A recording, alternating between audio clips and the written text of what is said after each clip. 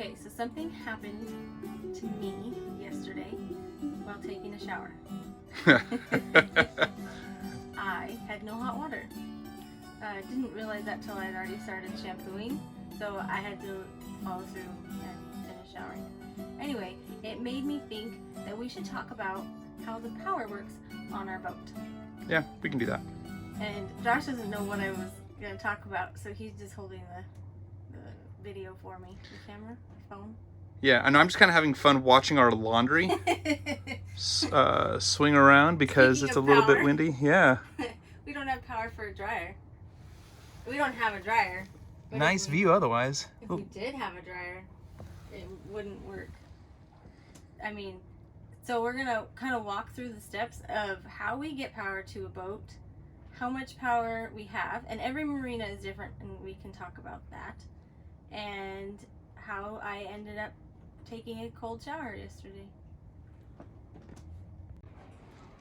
Okay, so this is our boathouse right here. This is our neighborhood. It's kind of hard to get a full. Well, how about this? There's our neighborhood. There's a whole bunch of boathouses. Ours looks like that. This is our neighborhood. It's very quiet today, even for a Saturday, which it should be right now. This is our power box. This cord goes into our boathouse. Also, our water is right here for our boathouse.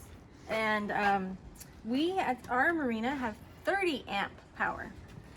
And like some of you out there, you might be like, how much is... I'm trying to get you to lift this thing open. That was my hand signal to you so that people I thought can. you were like, move out of the way, lady. No. Okay, we have 30 amps. I did not know what 30 amps meant when we were gonna live on a boat. I was just like, blah, blah, blah, power will be fine. Some of you who own boats who are watching this are laughing at me. There are marinas that have 50 amps, but ours does not. Nope. We have 30. Some people are lucky enough to plug into like 250s and get like 100, I've learned. We're not those people. All right, now inside. Are you following me? Yeah. Pausing it? Okay, so the power comes in over there to some box that magically does power. Magically, that's right. It's like magic. And then I'm gonna let you keep trying to explain just to see how well you can do. Okay, so then it like follows this yellow cord that like goes along there and goes up there, and then we're plugged in up there, and then the cord trips me a lot over here, and then it comes and... That's actually not correct. The it actually goes through a white cable that's up there that follows along to there, then connect. Well, I gotta let people know before they go too long being wrong. And then it goes down the yellow cable and then follows you around. And trips me. And trips you. And then comes along here and then plugs into our boat.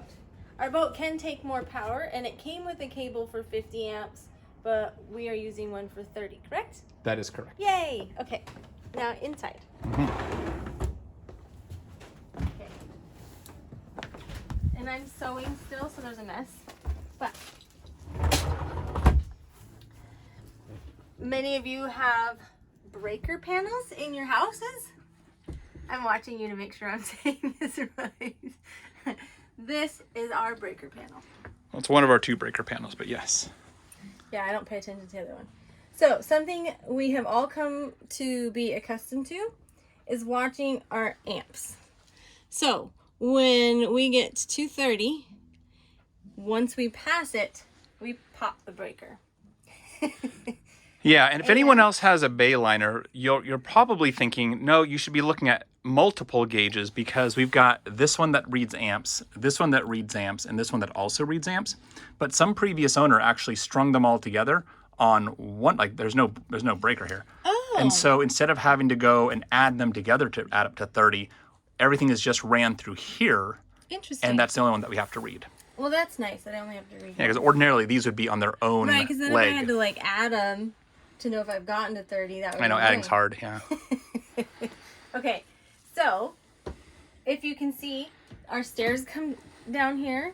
So when you're walking up here, or the dog walks up here, sometimes suddenly you just get hit. Yep, and everything turns off. And things get turned off that you wouldn't want to get turned off. Like your stove or the refrigerator, those get turned off. These are our heaters, and Josh has marked them all. You marked these, right? Yep. Yeah.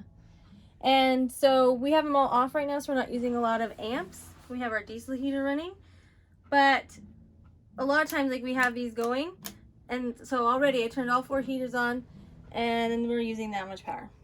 So we'll keep them off. Yesterday, when Josh wanted to make his coffee, and I guess he didn't want to turn off the heaters, he decided, because the thing that pulls the most amps on our boat is our water heater. Not sure why. It is an upgraded one. Maybe it pulls more power than it's supposed to. What'd you do? Turn the lights off. See, they're easy to hit. All right. Anyway, so Josh turned the water heater off so he can make coffee, which he often, that's the one he likes to turn off to save as many amps as we can. And he forgets to turn it back on. Hence, I had a cold shower. Yes. So, when I was in my upsetted state yesterday, we quickly had a meeting that is, if you turn something off, make sure you turn it back on. Well, the actual meeting was, hey, Josh, never, ever, ever turn off the water heater. And I said, well, then never, ever, ever pop the breakers.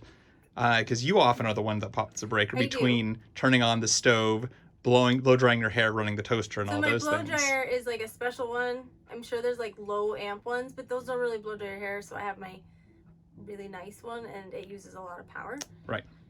So for a lot of you ladies out there who are wondering how do you deal with it, Josh's mom got an example, or not an example, she got a taste of it for 3 weeks when she was with us, like how often we come over here and the girls do. Like one night, you know, your mom went to microwave something and we hadn't told her about the 30 amps, and we already had several things going. Right. So pops a breaker. So you can't really microwave and have the oven on and then someone blow dry their hair, or microwave an oven and someone showered and now the water heater's really working. Right. So we have several things that's a day-to-day. Anyway, I just thought it was something interesting. Well, we're living on a boat is an added thing, and maybe some people would think that was interesting. Okay, so the only other thing that's kind of different about the way things are set up on the boat, and Kendra, you don't know this, is that I got tired of the power going out and shutting off my computer. Oh, right. So... Because that's not good, and we pop the breaker a lot. Yes, you do. So I actually have all the computer equipment on a dedicated line going straight out to the boathouse, so it bypasses the breaker on the boat. Clever. So your boat, the boat goes, the boat power goes down, and everything up here is still running. So that's something that I did. Where does that cord go to? Like the power box that's outside? Yeah, there's outlets in the boathouse that are on their own breaker. And so unless we somehow tripped the breaker to the outside where it shut down everything, my stuff will stay up. That is true. We have power in the boathouse, and I didn't think about that. It's not hooked up to our boat. It is its own power because we have lights and stuff in the boathouse. Right. Otherwise, when you pop the breaker, I'd have to go outside the boathouse every time and actually flip that switch. Luckily, it's in the boat, and we just... Yep. So good to go.